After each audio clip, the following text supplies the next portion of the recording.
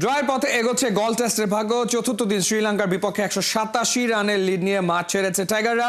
50 দেখা পেয়েছেন সাদমান আর ক্যাপ্টেন শান্ত, তবে নাইম ইসলামের জন্য দিনটা ছিল স্পেশাল। ক্যারিয়ারে চতুর্থবারের মতো পেয়েছেন ফাইফার। বিস্তারিত পার্থবণিকের রিপোর্টে। প্রথম ইনিংসে 0, দ্বিতীয় ইনিংসে 4 রান। ঘরোয়া লিগের রাজা, আন্তর্জাতিক ক্রিকেটে একদম হয়রান। এনামুল হক বিজয়। ডিপিএল এনসিএল এ রানের বন্যা বইয়ে দেয়া মানুষটাই গলের নিখাত ব্যাটিং উইকেটে টানা দ্বিতীয়বারের মতো ফ্লপ হলেন। সাথে নীরবে বুঝিয়েও দিলেন বাংলাদেশের ডোমেস্টিক ক্রিকেটের মান কতটা তলানিতে। অবশ্য গলে বিজয় বাদে বাংলাদেশের বাকি দিন নেহাতি মন্দ ছিল না। আগের দিন 4 উইকেটে 368 রান নিয়ে খেলতে নামা লঙ্কানদের দিনের তৃতীয় ওভারেই ধাক্কা দেন নাইম হাসান। লঙ্কান ক্যাপ্টেন ধনঞ্জয় ডি সিলভাকে তুলে নেন 19 রানে। 5 ওভার বাদে পার্টিতে যোগ দেন হাসান মাহমুদ।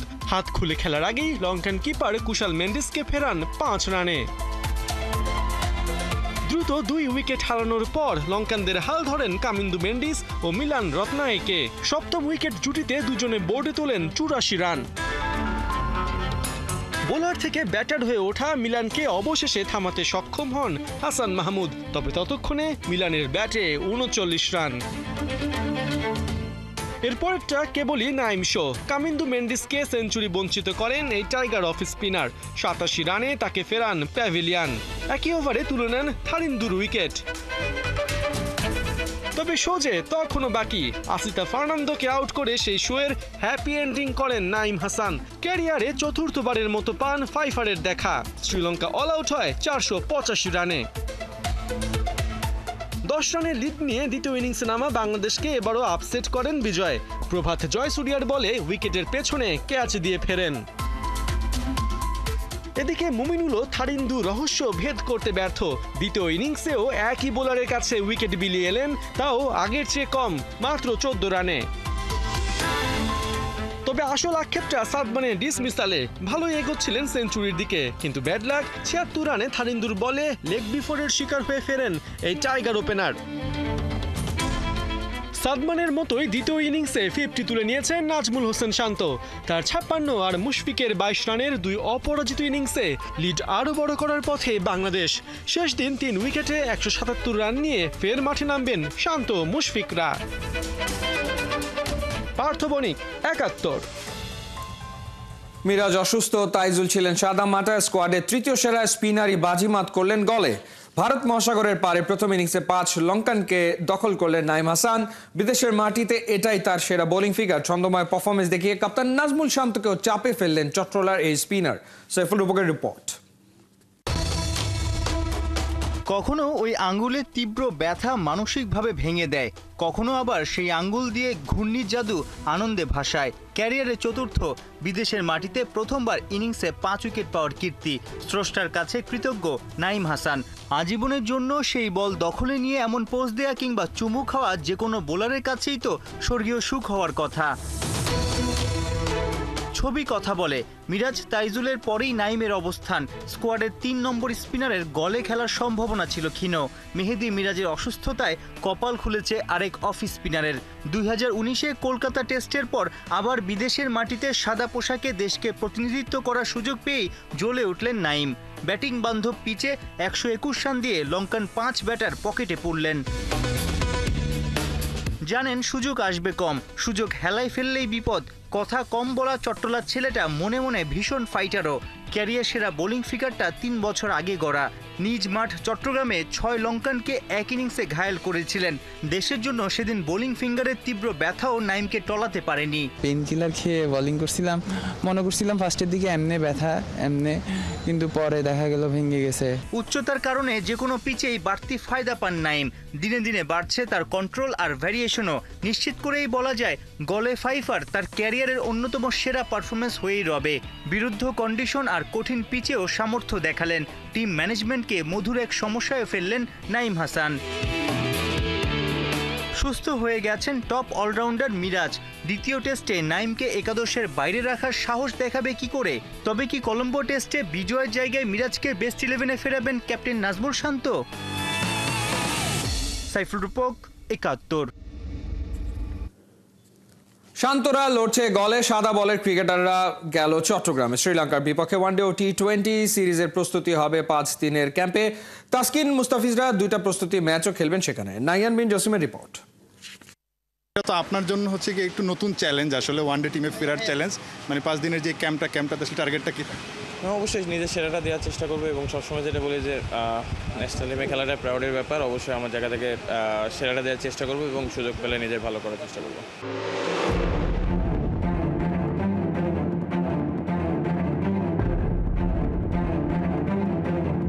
পড়ন্ত বিকেলে উড়ন্ত স্বপ্ন নিয়ে টিম টাইগার্স, টিম বাংলাদেশ চট্টগ্রামের পথে। মিশন শ্রীলঙ্কার বিপক্ষে যে ওয়ানডে সিরিজ কিংবা টি-20 সিরিজটা আছে তার প্রস্তুতি নেয়া।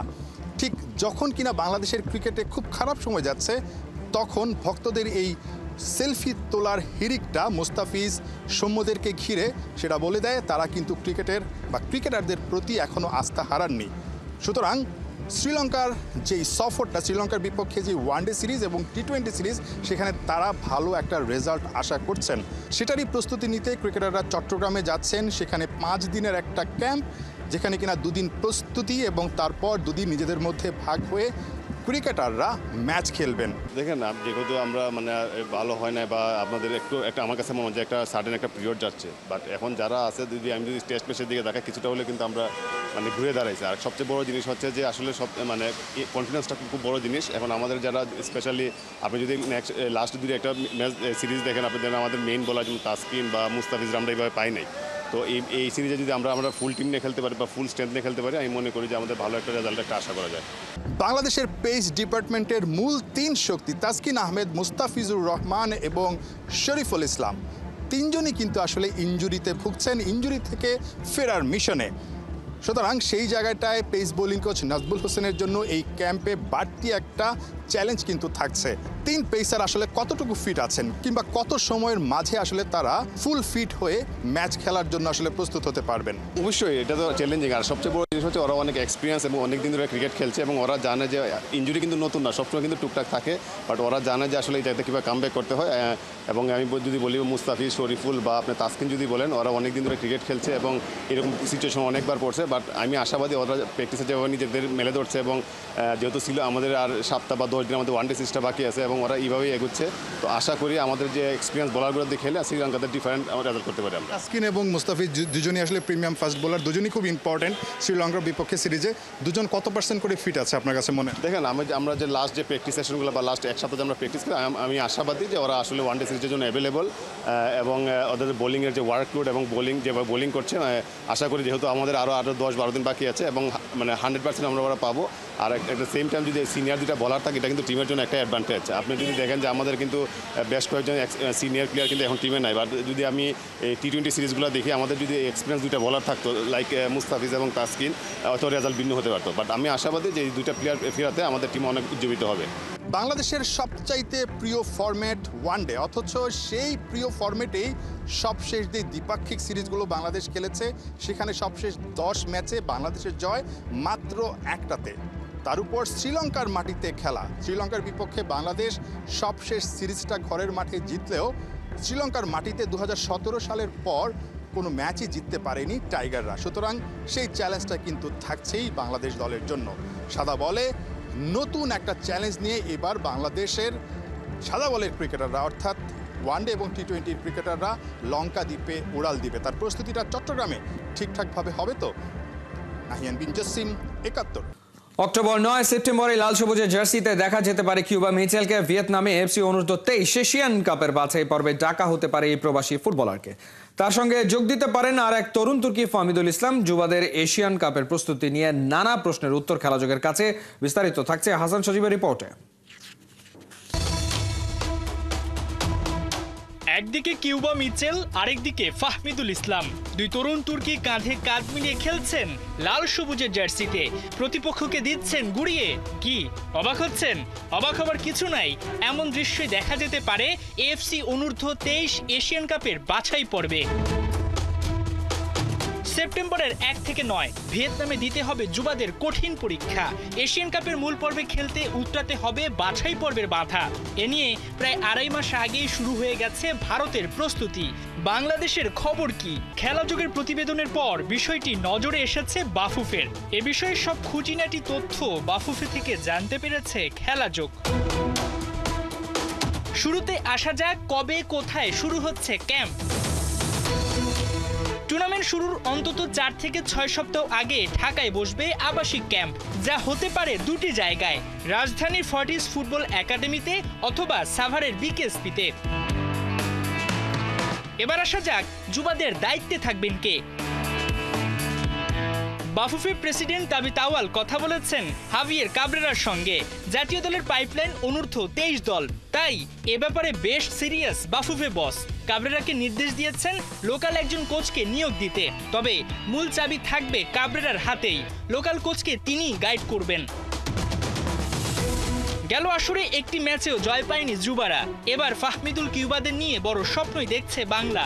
ভিয়েতনামে খেলতে যাবার আগে প্রস্তুতি রাঙিয়ে নিতে একাধিক প্রস্তুতি ম্যাচ খেলতে চায় বাফুফে। এরই মধ্যে ঢাকায় 2টি ম্যাচ খেলার আমন্ত্রণ পাঠিয়েছে বাহরাইন, তবে এখনো সেটা চূড়ান্ত হয়নি। বাফুফে আগাতে চায় ভিন্নভাবে। ভিয়েতনামে যাবার পথে থাইল্যান্ড বা মালয়েশিয়ার ট্রানজিট হয়ে যাবে বাংলাদেশ দল। সেক্ষেত্রে বাফুফে চাচ্ছে এই দুই দেশের যে কোনো এক দেশের বিপক্ষে একাধিক ম্যাচ খেলে প্রস্তুতি সারতে, যদিও এখন পর্যন্ত চূড়ান্ত সিদ্ধান্ত আসেনি। এদিকে কিউবা মিচেল বা ফাহমিদুলদের নিয়ে জাগছে বড় প্রশ্ন, কারণ যে সময়ে অনূর্ধ্ব 23 বাছাই পর্ব, একই সময়ে আবার ফিফা উইন্ডো। তাদের কি ফিফা ফ্রেন্ডলি ম্যাচে দেখা যাবে না? মূলত দুজনের বয়স বিবেচনায় জাতীয় দলের পাইপলাইন আরো মজবুত করতে অনূর্ধ্ব 23 দলে জোর দিচ্ছে বাফুফে। ফিফা উইন্ডোতে তারা খেলার সুযোগ পাবে মোটে একটি ম্যাচ, তবে অনূর্ধ্ব 23-এ 2টি প্রস্তুতি ম্যাচ আর বাছাই পর্বে 3টি, মোট 5টি ম্যাচের সুযোগ থাকছে দুই তরুণ তুর্কির সামনে। তাই হংকং ম্যাচের আগে তাদের মনোবল বাড়াতে এই ম্যাচগুলো বেশ কার্যকরী হতে পারে। হাসান সজীব, 71। ক্লাব ওয়ার্ল্ড কাপে প্রতিদ্বন্দ্বিতা করার মতো যোগ্যতাই ইন্টার মিয়ামি নেই, অকপটে কথাটা স্বীকার করেছিলেন সেই দলটারই ফুটবলার সার্জিও বুস্কেটস। কিন্তু এই দলটা এখন এই গ্রুপ থেকে ক্লাব বিশ্বকাপে তো খেলছে, এমনকি আছে টুর্নামেন্টের নকআউট স্টেজের খুব কাছে। ইউরোপিয়ান ক্লাবগুলোর তুলনায় ডাউন টায়ারের দল নিয়ে ম্যাজিশিয়ান মেসি এই বয়সেও নিয়মিত দেখিয়ে চলেছেন জাদুর খেলা। মেসি ম্যাজিকের বিস্তারিত খালিদ জামিলের রিপোর্টে। নিজের দল নিয়ে কেউ অমন কথা বলে? স্বাগতিক ক্লাব হিসেবে ক্লাব ওয়ার্ল্ড কাপের নয়া ফরম্যাট খেলতে নামার বেশ আগেই সার্জিও বুস্কেটসের একটা মন্তব্য শুনে অনেকের চোখ হয়েছিল ছানাবড়া। কিন্তু সাবেক বার্সেলোনা তারকা যেন অনেকটাই বাস্তববাদী। ব্রিটিশ এক স্পোর্টস স্ট্রিমিং প্ল্যাটফর্মকে দেয়া সাক্ষাৎকারে বলেছিলেন ইন্টার মায়ামি আসলে ক্লাব ওয়ার্ল্ড কাপে কম্পিট করার মতোই দল না, তবুও চেষ্টা করবেন গ্রুপ পর্বের লড়াইটা জারি রাখতে। টার্গেট থাকবে পরের রাউন্ডে যাওয়ার, যদিও সেই কাজটাই বেশ কঠিন। মন্তব্যটা তখন অনেকের পছন্দ হয়নি, তবে আল আহলির সাথে ড্র করে আসর শুরুর পর মনে হতে পারে ইন্টার মায়ামির ব্যাপারে বুস্কেটস খুব একটা ভুল ছিলেন না, কারণ তার গ্রুপের বাকি ক্লাবগুলো হলো মিশরের আল আহলি, পর্তুগালের এফসি পোর্তো আর ব্রাজিলের পালমেইরাস, যে কারণে ওদের বলা হচ্ছিল গ্রুপ অফ ডেথ। প্রথম ম্যাচটা ড্র করলেও ইন্টার মায়ামি ঠিকই ঘুরে দাঁড়ালো পরেরটায়। এফসি পোর্তোর বিপক্ষে জিতল 2-1 গোলে, সেই সাথে অর্জন করলো টোটাল 4 পয়েন্ট। এই জয়ের পেছনে কাজ করেছে সেই মেসি ম্যাজিক, যেখানে গেল 1.5 দশক ধরে বুঁদ হয়ে আছে পুরো ফুটবল দুনিয়া। দারুণ এক ফ্রি কিক থেকে আরও একবার LM10 কাঁপালেন প্রতিপক্ষের জাল। যতই হোক পড়ন্ত বেলা, আর্জেন্টাইন মহাতারকা প্রমাণ করলেন মেসি তো মেসি, একদম নিভে যাওয়ার আগে যে প্রদীপের তাপ কমে না এক চুল। এই মেসির জাদুতে আবার ম্যাজিক্যাল কিছুই ঘটে গেছে ক্লাব ওয়ার্ল্ড কাপের এই গ্রুপ পয়েন্ট টেবিলেও। লিডার বোর্ডের শীর্ষে থাকা পালমেইরাসের সমান 4 পয়েন্ট এখন ইন্টার মায়ামির পাশে। গোল ব্যবধানের কারণে রয়েছে 2 নম্বরে। সমীকরণ বলছে ব্রাজিলের ক্লাব পালমেইরাসের বিপক্ষে ড্র করলেই, অর্থাৎ 5 পয়েন্ট হলেই তারা কনফার্ম করে ফেলবে আসরের নকআউট স্টেজ। তবে সেই ড্র যদি নাও হয় তবুও থাকবে সুযোগ, সেক্ষেত্রে ড্র হতে হবে আল আহলি পোর্তো ম্যাচটা। কিন্তু যদি ইন্টার মায়ামি পালমেইরাসের কাছে হেরে যায় এবং আল আহলি বা পোর্তো যে কোনো একটি জেতে, তাহলে কে যাবে রাউন্ড অফ 16-এ সেটা নির্ভর করবে টাই ব্রেকারের ওপর। স্প্যানিশ জায়ান্ট বার্সেলোনার সাবেকদের নিয়েই যেন ইন্টার মায়ামিতে বৃদ্ধাশ্রম খুলেছেন ডেভিড বেকহাম। লিওনেল মেসির সাথে সেখানে আছেন আরও 3 কাতালান তারকা বুস্কেটস, সুয়ারেজ আর জর্ডি আলবা, সাথে হাভিয়ের মাসচেরানো তো আছেনই। সবাই মিলে এর আগে বার্সার হয়ে জিতেছেন 10টা ক্লাব বিশ্বকাপ, তবে সেটা ছিল আগের 7 দলের ফরম্যাট। বার্সার জার্সিতে মেসিরাই ছিল আগের আসরগুলোয় টুর্নামেন্ট ফেভারিট, তবে এবারে ইন্টার মায়ামির প্রথম খেলছে কোনো গ্লোবাল টুর্নামেন্ট। কিন্তু এই প্ল্যাটফর্ম থেকেও যেন চমকে যাওয়ার মতো কিছু করে দেখাতে মরিয়া মেসি অ্যান্ড কো। আসসালামু আলাইকুম। প্রতিদিন তো আমরা অনেক খবরই দেখি, অনেক খবর সম্পর্কে আইডিয়া করি, কিন্তু আমি আপনাদের কাছে এমন একটা খবর প্রতিদিন নিয়ে আসবো যেটা কিনা অনেক রিলেটেড এবং সত্য। সো আমি আপনাদের কাছে নিয়ে আসবো খেলার খবর, যেখানে প্রতিদিন related Bangladesh, international, national related খেলার খবর থাকবে এবং সেটি প্রতিদিন সকাল 9টা থেকে সম্প্রচার করা হবে। এবং এজন্য আপনারা কি করবেন, এজন্য আমার চ্যানেলকে অবশ্যই সাবস্ক্রাইব করবেন এবং পাশ থেকে বেল আইকনটি বাজাতে ভুলবেন না। আর অবশ্যই কমেন্ট সেকশনে জানিয়ে দিবেন আপনারা কি রিলেটেড ভিডিও চাচ্ছেন। আমি আমার নেক্সট একটা ইউটিউব চ্যানেল খুলতেছি, ওখানে অবশ্যই আমি ওখানে আপলোড করব এবং আপনাদের মতামত অনুযায়ী আমি সেখানে সেই রিলেটেড